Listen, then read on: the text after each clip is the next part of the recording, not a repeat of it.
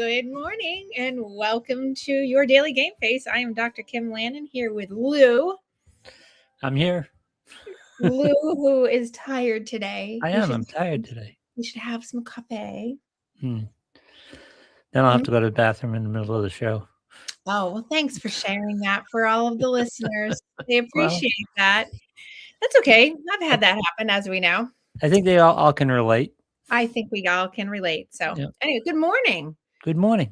I'm coming to you again from the home studio because I am taking care of the child who's doing, knock on wood, we are 90 days into my diagnosis. I say my because I'm one diagnoser. So we're 90 days from the date of that diagnosis, and she's doing stellar. 22 years old, rocking and rolling, eating like a freight train. Her tumor is, it's there, but we haven't really gotten any larger, maybe a minuscule larger, but we're not in the throat. We're sitting on the edge, right? We're not protruding. We do have the broken jaw, but that happened like in the first 2 weeks.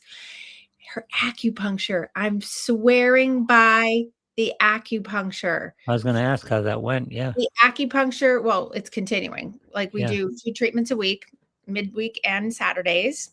Vet comes in, Dr. Carrie Bonacorsi from Energy Vet Garden or Energy Garden Vet. You put it up last week. I highly recommend if you are in the Boston area. She's out of Watertown and Belmont, but she does acupuncture for everything, for all, she does all the, she's a trained regular Western medicine vet, but she doesn't practice that. She practices only in the Eastern traditions of Chinese medicine and herbal and naturopathy for animals.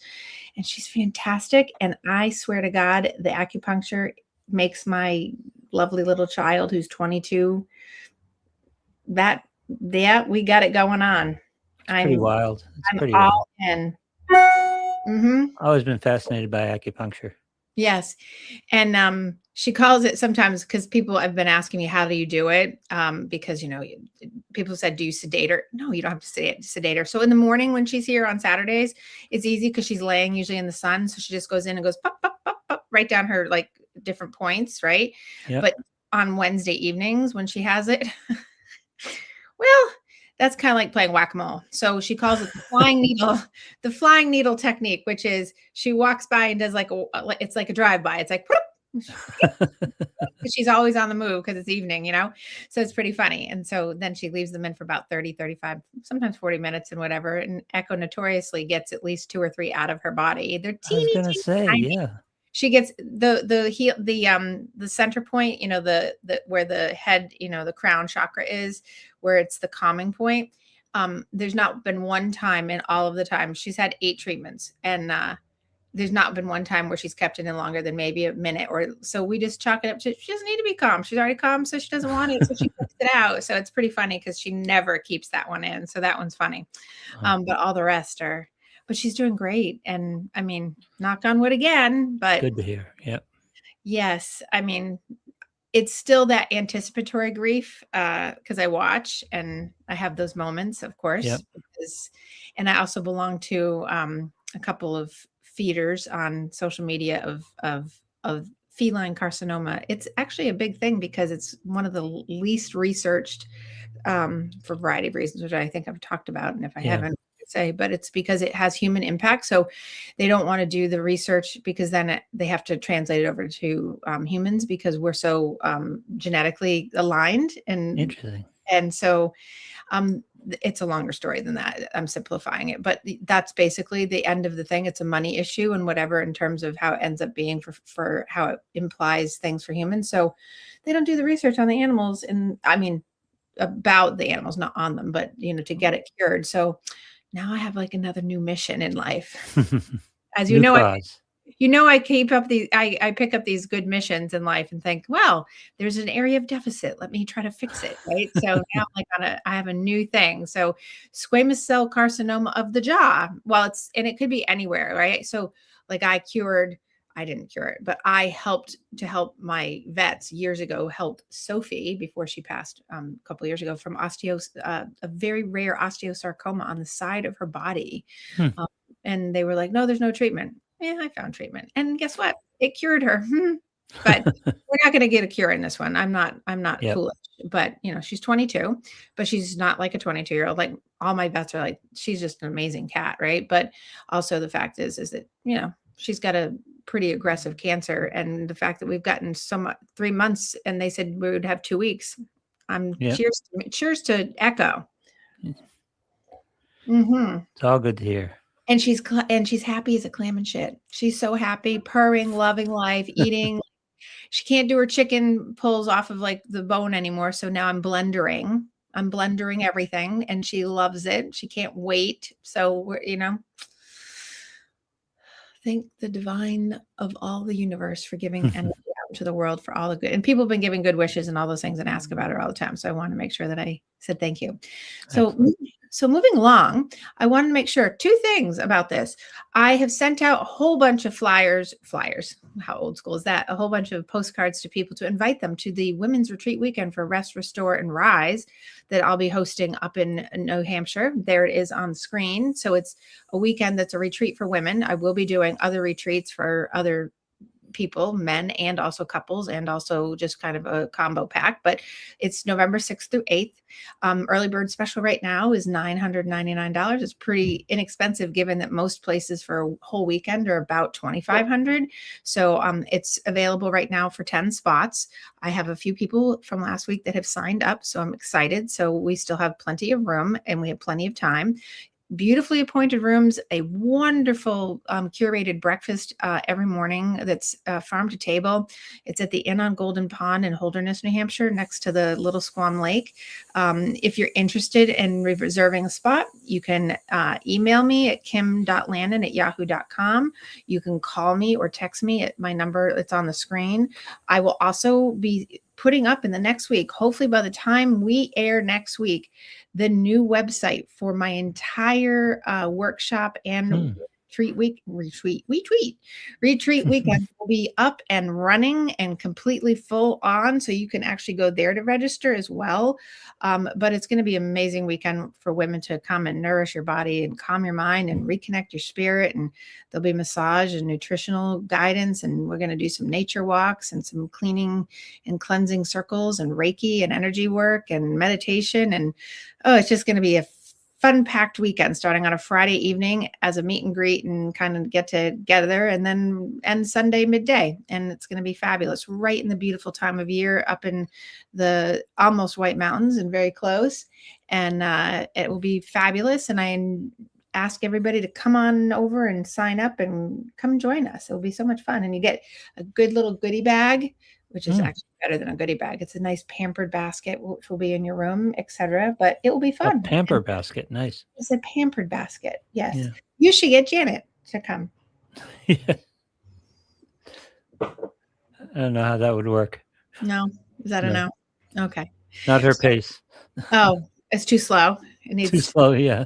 No. Yes. Well, it's calming. It's about being together and empowering yourself to rise, right? It's about rest, obviously, restoring yourself and rising up to hopefully elevate and evolve. It's kind of going along with the podcast, but my whole site that's going up, my whole new website for just the retreats and also professional development workshops and regular workshops for just like, I'm going to do workshops that are coming up that will be just on a one day, like 4 or 5 hours that people can sign up for. I'm going to be doing other things as well. So once I get the website up, I will let people know and you guys can go there and you just sign up there. And that will be so much easier. I'm looking so much forward to seeing the male one. The one well, it's so funny because I have a lot of interest from male providers that want to do they want to do the thing. Yeah. So they, like, I want to have it so that I can take men out into the woods and we can like chop wood. And I'm like, okay, I'm not sure that I'm going to do that, but we'll talk about it. So it's very cute. I want to hear the conversations. Honey, I'm going on a retreat. Yeah. No, but I will tell you, there are actually quite a few, and I'm not small. I mean, quite a large number of male retreats out there. That actually, I would say, if you go and look at all like the anecdotal evidence of like retreats, I think that's like almost historically where retreating kind of starts. Really? So all you'd really need is some firewood and a couple kegs. You'd be fine. Okay, well, that's not the kind of retreat I was thinking about, but that's okay. Ask any guy. I They'd know. go for that. But it would be difficult, say, if I did a sober male weekend. Yeah. That would be a different one. So, Yeah. but we'll see. I haven't Yeah. gotten that far yet. I'm just trying to get this one off the ground and make this one of those fun things for to start it, and then just having other workshops that are going to go on just locally, like in and around here, like in my office area, or like an all day. There it is again on your The screen. inn looks beautiful, by the way. That is actually not the inn. Oh, I okay. have to say that I unfortunately, when it goes up for live on my website, the actual inn pictures will be there. Originally, when I did this flyer for people, I could not get the copyright off of the picture, so I had to get Oh, an AI generated picture. So the I inn is see. not right on the water like that. That's actually Little Squam, but the inn is across the street on the other side, and the inn looks a lot different than that. So Okay. that's just for purposes of the flyer. Nice. It's going There's to be a my good weekend. Yes, it's going to be fabulous. So sign up quick, because the quicker you can sign up, the more I get done and the more that I can give to you to make it your experience amazing. So, all right. Now I'm on to the show. So, okay. So keeping with, now we're coming towards the end of the month, sort of, right? What day is Yep. today? The 18th, what's today? 19th? 19th. Yep. Okay. So we have a couple more weeks, but we're getting into and people keep talking about the end of the summer. It's killing me because I still think I'm in July, and I'm like, wait a second. Right. I've been to the beach twice. Wait, what is going on? Right. I know, right? It's just not right. It's just, there's something wrong with this, but I had the same exact thought last night. I got to get out to the beach more. well, and you live on the beach. I know. It's Well, crazy. You I live know, on I the know. beach. Well, and I've also noticed, have you noticed that in the past 4 or 5 days, the light is going away earlier? Yeah, it's the And way I'm it like, works. Yeah. what is going on? Doesn't feel like we're ready for that yet. Hmm. Oh, so I planned that today I'm going to talk about, I think is very interesting. There's theories out there that actually kind of change your mindset, but I am putting them down into, I broke them down into more of my book chapters, right? People are like, Yep. when's the book coming? I'm like, I have no idea. But as soon as I get all my transcripts from all these podcasts together, that will be the book. But there's theories out there that have to do with neuroscience or whatever, but they have interesting metaphorical use, right? So I thought I would try to get through at least 2 or 3 of them today and talk about that, and how to raise your level of vibration up by using these theories. And the first one I was going to talk about is using the 90-second theory. Do you know Oh, what the 90-second theory is? The 90-second theory, right, is based on what neuroscientists say, that an emotion, now this is very important, an emotion only stays in your body for about 90 seconds. Hmm. Important. And that's how long the chemical reaction will last after you have the feeling. And if you're still feeling it, you are the one that's keeping it alive, not okay. Yep. the actual feeling itself. The feeling can be real, the feeling can still be there. But sometimes it's not the emotion that's hurting you anymore. It's the way that you keep reliving it and re-narrating it and replaying it and perseverating on it. And so you're allowed to feel everything, but you don't have to stay there and let that keep going, right? It's about not replaying the moment, not keep going through it, because the moment that caused it has gone, and it's about 90 seconds. And anything past 90 seconds in the brain is you then essentially rewiring the brain to keep it there. So when I talk about the 90-second theory, it's about, here's my little thing that I tagline: feel it, don't feed it, and change what happens next. Feel it. So there's Yep. your 90 seconds. You feel it, don't feed it, and then change what happens next. Most people feel it, they feed it, and it doesn't change. Yep. Right? And so the feeling is real, and then the story that you attach to the feeling is where people get stuck, right? It's where people get, ruminative, they loop, they replay it, they rehash it, they do the what ifs and all those things. Right. Right. So if you've ever had a moment where someone says something and suddenly you're angry or you're hurt or you're rejected or you're just completely overwhelmed by it, I think the thing you have to understand is that your body can generate a very intense emotional response very quickly. And that initial physiological wave of emotion is very different from the actual mental story that keeps the emotion alive. Like for you, for example, someone says, I love this is going to be perfect for you. Ready, Lou? Yep. We need to talk. Yeah. Oh, yeah. You right?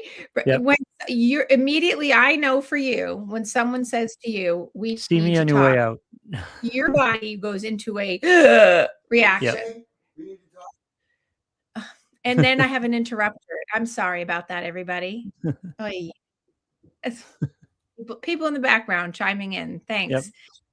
So when someone says that to you, you have an immediate reaction. I know Yep. you do. And so your heart changes, your muscles tighten, your nervous system goes into alert. You go on Periscope up and you start searching for what's, the bear in the back of the cave, what's coming for you.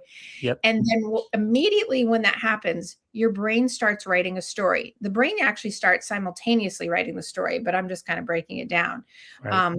So, when we need to talk, okay, so maybe relationally, it's they're leaving me, I'm being rejected, I'm being fired, I'm in trouble, I'm not good enough, this always happens to me. But we have no other context, but the body goes right into something that you already know. And suddenly you're no longer experiencing the original emotion of the initial 90 seconds. You're into a full-blown storyline because now you're experiencing not just the emotion, but now you've got the story with the emotion. And that becomes a pretty large problem, as you Yep. know, because you have that, right? Yes, And I do. so when you're experiencing the emotion plus everything your mind has attached to it, now you're in full anxiety mode. And the 90-second pause becomes very powerful, because if you take the 90-second pause and you actually don't do the narrative and you catch yourself with the narrative, then that's actually healthier for you. If you don't suppress the feeling, people fight the feeling, right? Because they think if I fight it, that will make it go away. That actually Right. creates more of the 90-second push, right? If you pretend you're fine, no, I'm okay, it's okay, I'm fine, and you just like try to put it out of your mind, right? Right. That okay, that doesn't work. You have to not pretend that you're fine. So don't suppress the feeling. Don't pretend that you're fine. You have to let that 90 seconds roll over you so that you don't immediately act on it, right? So that you're not changing it. You have to be able to move on it, right? So what you do is, in big bold letters, pause, Mhm. pause, breathe, take the breath, right? Or the pause, and notice the sensations in your body. People don't like to do that because that's work. But if you notice the sensation in your body, you'll be more attuned to, oh, I just physiologically changed. And then when you notice that, you say to yourself, this is just an emotional wave.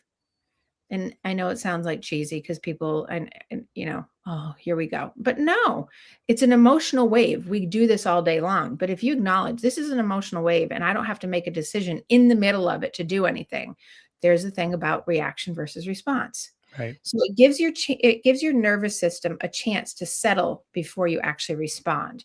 Because when we react, we're not going to rise. When we react, we're going to come at it from the body not being settled, the mind not being settled, and the inability to stop it in that moment. Because emotional regulation doesn't mean that you don't feel, and people confuse that. When I say you have to try to emotionally regulate, people often will say, how do I stop feeling? And I say, no, we're not trying to stop feeling. We're trying to emotionally regulate you by feeling it, letting it be present, and then pausing on it so that our body has a chance to sort of catch up to it and then say, okay, kind of like when you say sleep on it. I think I mentioned this last week or the week before. It's like, what, just sleep on it. Because what happens when you sleep on something, it makes the body go into a restorative state to give you the space and the pause time for your body to react appropriately and reset itself. That is a huge thing to change things. Hmm. You spend so much time dealing with threats that you generate that just not real, and it's just a waste of energy. Mm-hmm. Yes, all of those things. Yeah. Yes. And so it means that you can feel something without allowing the feeling to take control of your behavior, Right. which is the theme of all year. I've been talking about this, how to rise, having feelings, but not letting them take over your wheel. You take over your wheel of you drive your brain, you drive your vehicle. Don't let it take you, right? Your feeling can be had without allowing it to run you. So the next time you feel triggered, right? Hmm. I Yep. love the word triggered. Um, you have 90 seconds. So think 90 seconds. Feel it, breathe through it. Don't feed the story. Right. It's gonna be so hard for people. People are like, right. And don't create the storyline. Right. And then when you're doing that, right, you have to ask in the process of that, you have to ask yourself, what do I actually want to do from here? Right? Like someone did this huge long text to me yesterday, and my response to the text about an hour and a half later, because I took time to digest their text, all I said was, so and so, what do you want and what do you need? So what Interesting. and it took them until this morning to respond to me, because I imagine they had to really stop and think about that, because their text was so emotionally laden with no 90 seconds. It had a storyline that had been created instead of it being, what do I actually want to do from here? Given all of the information you just put out, right? Because it's the difference between the reaction and the response. And this is the 90-second theory. Feel it, don't feed it, change what happens next. And the only way you really can do that is you have to say to yourself, after you've given yourself the 90 seconds to settle, right, neurologically, that your body is no longer having that feeling. You're creating it to keep it there. And so now you have to say, what do I want to do from here? Where do I want to go with this? And many times I'll get people that will say, I can't do anything. It's too hard. The emotions there, the feelings there, it doesn't stop. I can't not. It's like people that say, I can't stop the anxiety. Anxiety has the same exact 90-second rule.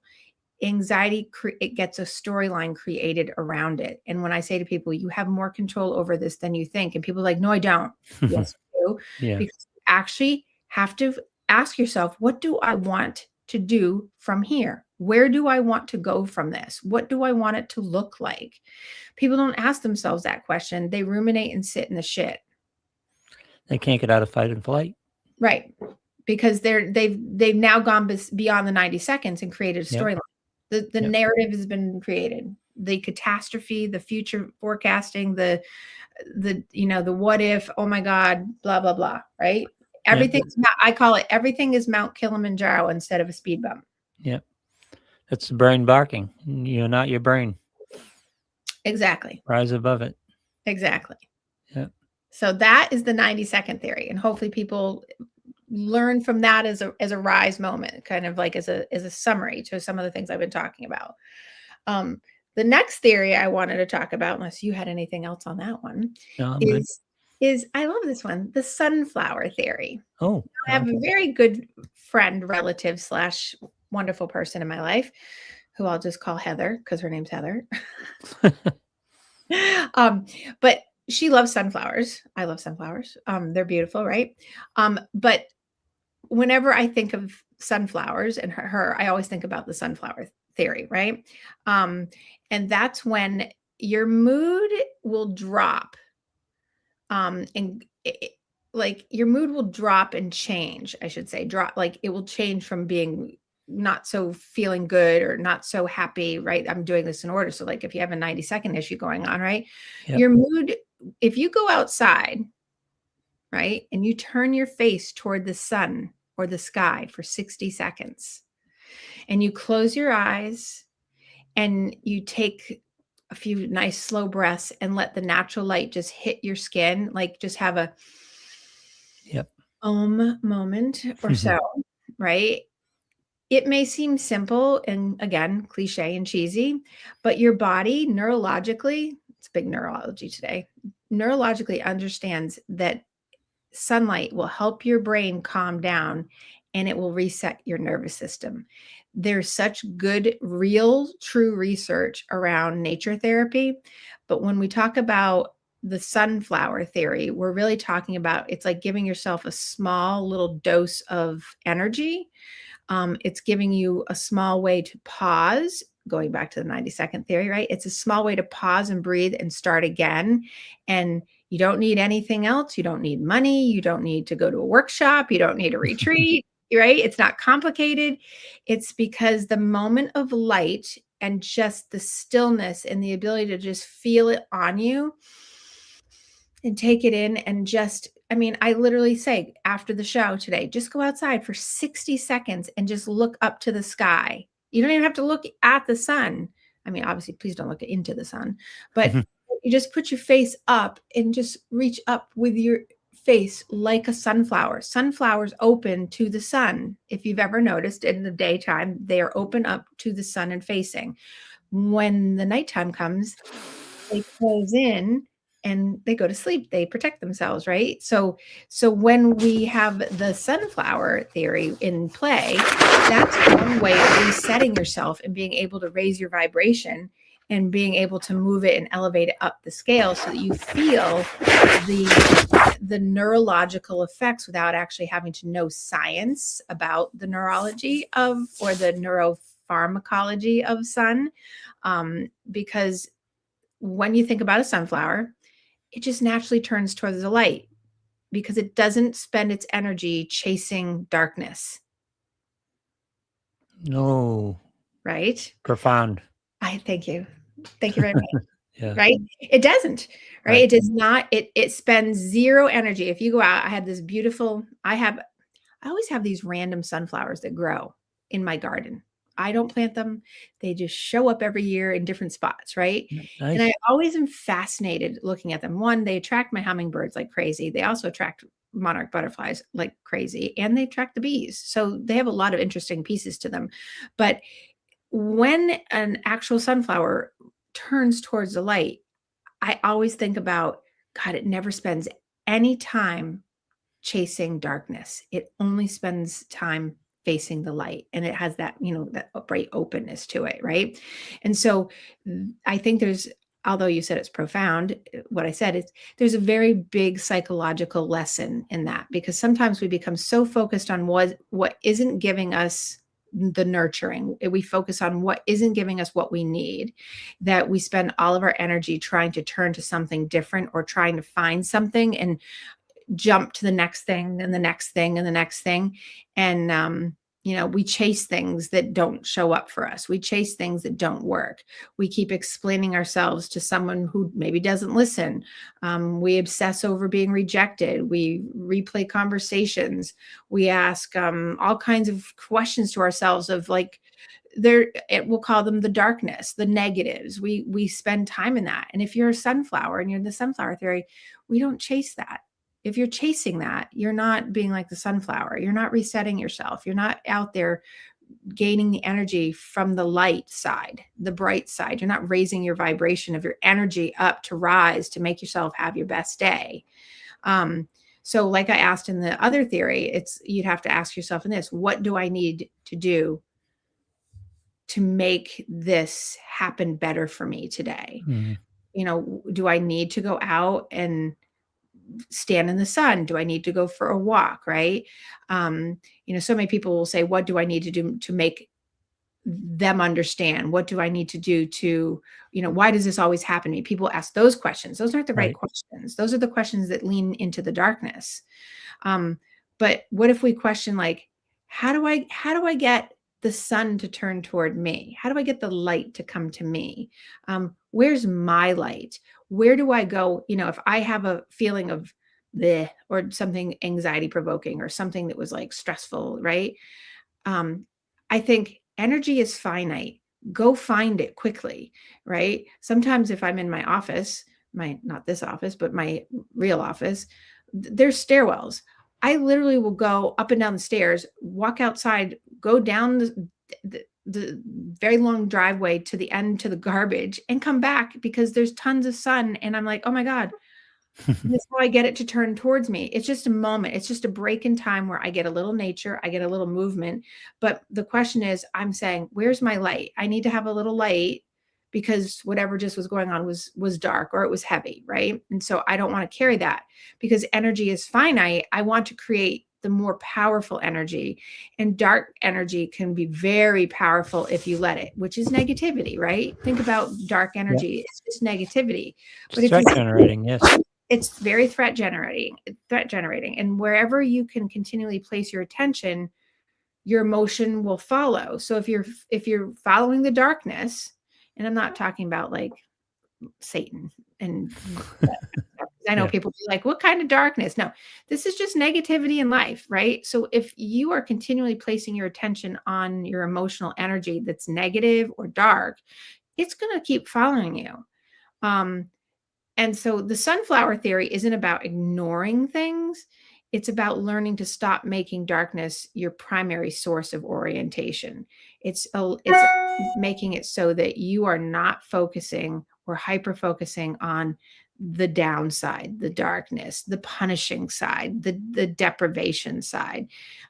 So here's what here. So in a variety, I was like thinking through all these scenarios. What do you do? People say, I always want to know when I read a book. Remember I told you when I write the whole book, it's not going to just be the stories, it's going to be the how-tos. And here's some of the Hmm. how-to, right? So in the sunflower theory, it's you turn toward people who reciprocate. That's one. You Yep. turn towards experiences that nourish you. If you find that you are in an experience that brings darkness to you, and you find that after you've had the experience, every single time you're around it, it feels terrible for a day or two or 10, reevaluate that, right? So turn towards an experience that's going to nourish you, turn towards people that reciprocate towards you, turn towards growth. People who are not growing will soul suck you. Vampire soul suckers, right? Yep. You know what I'm talking about, right? I know. Right? Turn towards the version of yourself that you're becoming and that you want to become. This is that light side. And I think that the hardest part is sometimes growth means accepting that you cannot make someone else become your sunlight. Yep. And people try so hard to rely on the external of someone else making them their happiness, that if I make them happy and they make me happy, then that's what happens. It's like, and I can't tell you how many times a week I say, your spouse, your friend, whatever it is, it's always, they can't make you happy. You have to make yourself happy. You cannot make someone else become your sunlight to be okay. They just look at me like, oh my, it's work. And I'm sorry that it's work, but it is work. But that's not the end of the world that you have to do that work, because it's not as hard as you think it is. A lot of it is just learning how to set things down. It's your 90-second rule. It's Mhm. like go through it, accept it, but Right. walk away from it. Set it And down and walk towards the sunlight. Right, and that's why I set it up with the 90-second theory first, is because it's being able to do that, right? So that you can choose. You always have a choice. And people will say, "No, I don't." I say, "You always have a choice. There are always choices. We are infinite in choices. You can choose where you want to turn. You can choose towards the sunlight." So you ask yourself, what am I continually turning toward that keeps me showing up in the dark? Why? I often ask this to clients. Instead of saying, when they say, why does it always happen to me? My response is always, why do you allow it to happen to you? Hmm. What is your part? Right. And then they're like, are you saying that I'm at fault? I say, no, I'm just saying, why are you allowing that to continue to creep into your space when you know that that's the pattern that happens? Why are you continually turning towards the thing that you know is going to keep you stuck? Right. And that's, relationally, often I'll tell people, stop allowing people to have access to your emotions to the extent that you let them have that. Yeah. If you people in relationships, friendships and romantic relationships notoriously allow too much access to the emotional pieces of yourself instead of saying, wait a second, when it's not healthy, when it's not good, when it's not going well, when we're turning towards darkness and there's fights or there's combativeness or whatever, or there's contrariness or whatever, you're not getting your cup filled. What are you doing that you can change to stop turning towards that continuing for yourself? Stop allowing access. That does not mean that you have to shut a person out of your life. It means you turn off your responses that you're giving. You turn off your justifications, you're explaining, you're defending, you're all you stop doing that because you're allowing too much access to your emotional set. And then there's Limit no it to the moment and then set it down and then go on with the rest of your life, right? right. Well, right. Yeah. And so very 90-second simply, rule.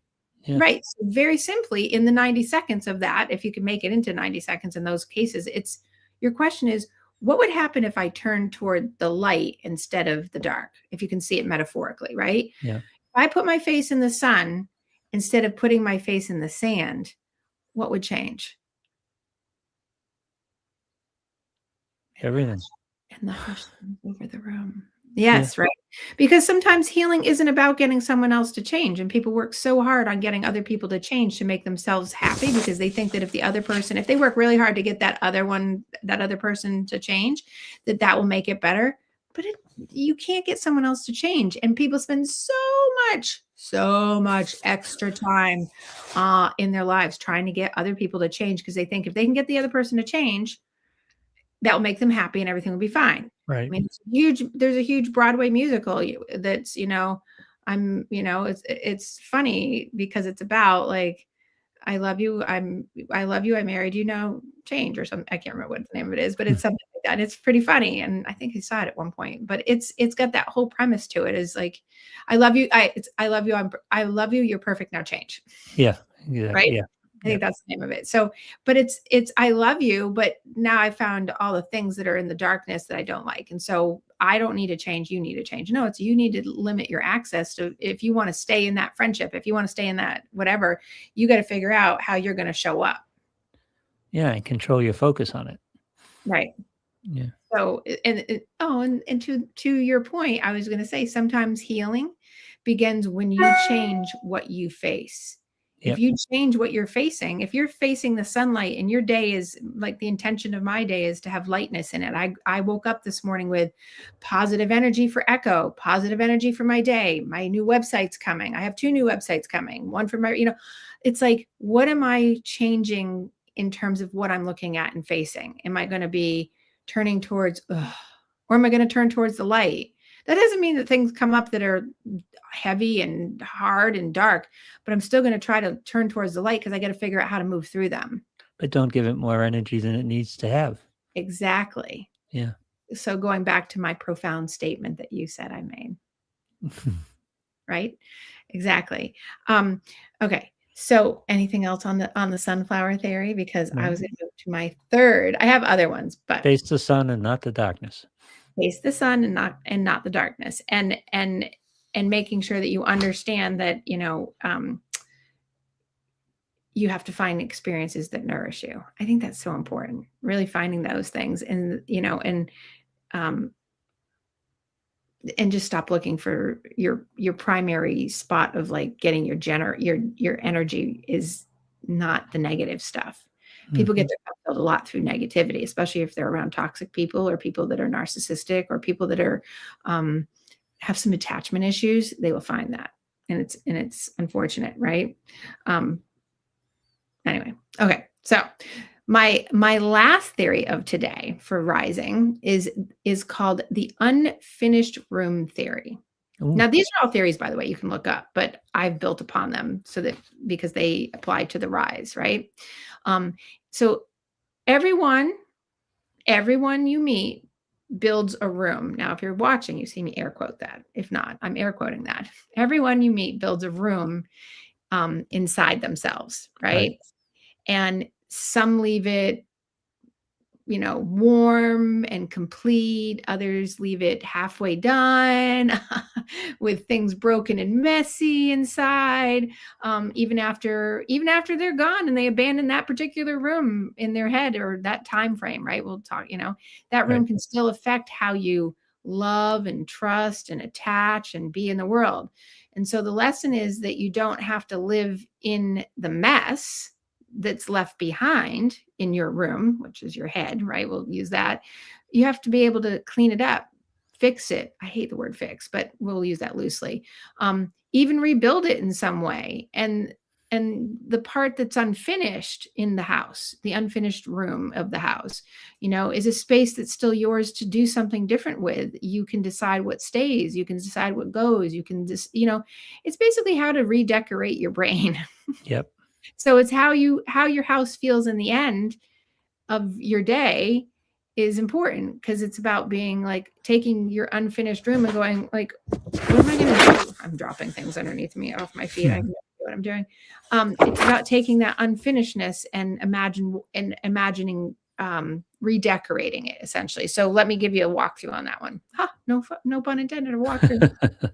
That was just came out just profound, Yep. like the other thing. Couldn't say it twice the same. So imagine walking. Here, hold on. Sorry. Imagine walking into a house. There's beautiful finished rooms everywhere, but there's one room that's incomplete. The walls aren't painted, right? The furniture isn't finished, or it's kind of shoddy or whatever. There's potential, but it's really not ready to live in. It's not really a room that you really want to go in because it's kind of got a feeling. It's not as comfortable. And yet you keep going back into that room. Right. Why? That's where people live. because it's where people live. But now here's how I see it. People go back into that room. They go back into that space because they see what it could become. So they keep walking into the door, looking at it and getting overwhelmed by it, and then being like, and then walking back out, right? So that's exactly what we do sometimes with people, relationships, careers, and even versions of ourselves. We walk into that unfinished room, look at it with potential, and then go, fuck it, I'm out. Yeah. Right? I'm being blunt. You get the fuck it's. Oh, they right? spend much of their energy in the other rooms, which are presentation to the outside. It's Oh, look at you. your You're workroom, your so proud of your yeah. moment. That's so true, though. Yes. Yeah. They go to the performative rooms, Right. right? Instead of the one that has the potential, right? So, that was so good, Lou. You are on point. For someone that was tired, that was beautiful. So because we can see what it would become, we don't fall in love with what actually exists and seeing the potential. We become attached to the potential without doing anything. Okay. So we think Yep. what we do in our heads, if we think metaphorically, is if they would just heal, blah, blah, blah, right? If they would just communicate, we're talking relationally, like if they would just communicate, right? If they would just understand me, if things were different, right? And suddenly we're just living in the unfinished room, living in that space that we have generated that doesn't feel good. Okay, now what are you going to do with that? And the room is just waiting for someone. You're waiting for someone else to rebuild it or refinish it, because you're asking basically for someone on the external to fix it for you, at least romanticizing it in your head. Right. But here's the psychological trap to this. Potential is not the same thing as reality. It's fantasy. We can see the potential there, but if we don't face reality and we don't work with the unfinished room theory, right? Of like taking and recognizing that there's potential without making the unfinishedness our responsibility, then that's an important psychological trap to see, right? If you can recognize, so I'm going to say that again so that people get it. So if you can recognize someone's potential without making their unfinishedness your responsibility, you can love them, you can love yourself, you can acknowledge that they aren't capable of giving you what you need, but you have to give yourself what you need. So you have to finish your own room. You can't rely on an external to finish your business. And you shouldn't. No. And you can walk away from an unfinished room without declaring that that room or that person has no value. It's just unfinished. It's unfinished business that may not be able to be finished. That might be something you have to walk away from because you're simply recognizing that this isn't livable for me right now. The unfinished room might be a room that you just right now, big bold letters, right now, doesn't mean forever. That's why I always tell people there's hope down the line for things sometimes. Mm-hmm. It's like relationships. It might not be a right now relationship. It might be a later relationship, which is the unfinished room. There's potential, but you can't make the potential happen. They have to make it happen. If you have an unfinished room in your own head, no one else can finish that for you. You have to be able to finish that for yourself. And sometimes we stay in things, jobs, relationships, friendships, because leaving feels like giving up Right. on the unfinished business, on the room, like we're midway painting and we say, forget it. I don't like the color anymore. I'm out. Right. But sometimes leaving is actually just accepting where things are really at or walking away from something. And acceptance is very important in the unfinished room theory because it's about you can't build someone else's walls. And how many times in the past year for the rise moment have I and you talked about we can lay the boards on the floor, but people have to build their own Right. walls and decorate and do all that, right? But people wait for other people to do it for them. You can't do that. Acceptance is that you cannot build someone else's walls for them, and I'm not talking walls of defense. I'm talking just like the house. Right. If you want to have a healthy, decorated home, decorated meaning like you have all your shit together, then you can't do it for them. You can't paint someone else's ceiling. That means you can't do their brain work for them. You can't paint their interior, their heart. They have to do that for themselves, right? They have to take care of all those things on their own. You can't move furniture into a room that someone else refuses to finish because they don't want it there because they push back on, I don't want that furniture, Yep. metaphorically speaking, right? So you have to ask yourself when you're talking about that, am I loving what is actually here or am I attached to what I believe this could become? And that's a big thing about jobs and friendships and relationships is, am I staying in something that I'm really attached to because I really have value in this and I'm getting reciprocity? Or am I just attached to the ideal of what I think it could become versus Right. what is reality? And that's a very much of the time what happens. Because your life is happening now and people just spend so much of their life standing in the unfinished room, like looking around, just being like waiting for someone else to do it for them or waiting for someone else to finish it, right? It's this whole metaphor of I'm going to wait till something happens for me or to me instead of manifesting it and making it your own. If you are your own house. You have to do your own house. You have to decorate it. You have to finish it. You have to paint the room, do the ceiling, make sure the basement's okay, make sure you're all, cleaned up and you're facing the sunlight with sunflower, right? And making sure that your 90 seconds is in good shape because waiting for someone else to finish your house is a long wait. Yeah, but too many people spend too much of their time and energy on other people's houses too. Because they're right. And Yeah. to speak that, they live in the potential of others instead of living in the reality of themselves. Right. And trying to change people is a draining process and unproductive. And people spend so much time doing that. And you know why they do that most of the time or much of the time is because it's easier to try to do that for someone else in their head only rather than trying to work on themselves because no one likes to really face themselves. I know. Mm-hmm. But that's so wrong. Well, yes, it's I don't put a good or a bad or a wrong or right. It's more that it's just unhealthy and it's just Well, the unhealthy. reality is the exact opposite. Yes, exactly. easier to change yourself than it is somebody else. Yes. Mhm. But that's not true though. I mean, it's true that it's easier to change yourself, but people don't believe that's true, I Right. should say. Yep. Right. They believe that it's much easier to change someone else. And we are socialized into believing somehow that we can control for other people's experiences. If they just change, it will be okay. If they just and yes, if a person feels that, I mean, it's people should change in certain circumstances. If they're doing things, if you're with someone, for instance, that continues to do the same pattern over and over, and then they apologize and nothing changes, you're living in the darkness. There's no sunflower light going on. Right.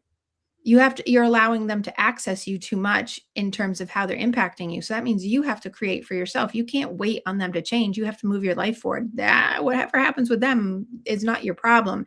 It might hurt and it might feel bad because you have to have acceptance in that, but you have to face the light and stop chasing Yeah. that darkness. Well, for too many people, it's easy to believe that their problems are the basis of somebody else's behavior as Yes. opposed to their own. They don't want to take responsibility for their own behaviors. Right. Yep. Right. Exactly. So I think one of the easiest kind of summaries to this whole my whole theories today for rising and elevating your vibration in the world is set yourself up for success by curating your environment. That's probably my big takeaway. Curate Yep. your environment. Take your 90 seconds, put your face in the sun, and you are responsible for your own house. Finish your house. Don't worry about the other person's house. Stay in your lane. Right. Right? Control what you control. Or as Bill would say, do your job. You love that. I know you love that. Well, I there's know so you many love good that. Billisms. Yeah. I know all your Billisms, but yes, as I have my all of my bills behind me. Look at Back when he was saying, yeah. I've got my wall of patriots behind me. Yeah. Mhm. But I think if you can take those theories and work them collectively, I curated those together for people today to help you have a rise moment of, whether you're taking the 90 seconds, whether you're having a sunflower moment, or if you're needing to not keep looking at someone's potential and banking on that and hopeaholicing it, do your own room, do your own house, fix your house. Don't worry about someone else's house. And if it's too dark and there's not enough healthiness in the other person or the other people you're around, you have to do those profound things Yep. and start looking for the light and stop chasing the darkness. Find your own sunlight, right? Uh-huh. Or make it, I'll make it. Yeah. right? You have to make your happiness. So, for sure. So, on that lovely note, all wrapped up with a pretty bow in sunlight and sunflowers today. I would love for all of you to make sure you go out and you really try to do something great for yourself. A great thing would be to sign up if you're a woman wanting to do a retreat weekend and do that with me. We are going to talk a lot about really great things of how to do all the things we're talking about on this show. But I have a wonderful group of women that are going to be together to talk and get us through all kinds of fun things and just have a relaxing, wonderful, restorative weekend so that we can rise and help each other out. So certainly go online, give me a shout out. If you want to sign up, please do. And I'm hoping to launch that website by next week. So fingers crossed, it's in progress. And I'm also working on my other up and coming my real big website for my whole practice again. Nice. As you know, it's been down for 5 years since my person passed away.